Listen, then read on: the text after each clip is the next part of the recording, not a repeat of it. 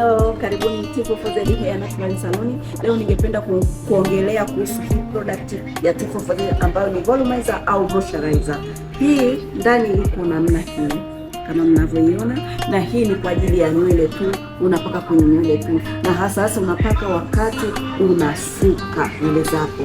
Hii ina protect nywele isikatike. Kwa hiyo hii unaweza kuapply hii wakati mmoja na hii. Haya mafuta unapaka kwanza, haya mafuta kwenye ngozi, haya mafuta ndani ya namna hii.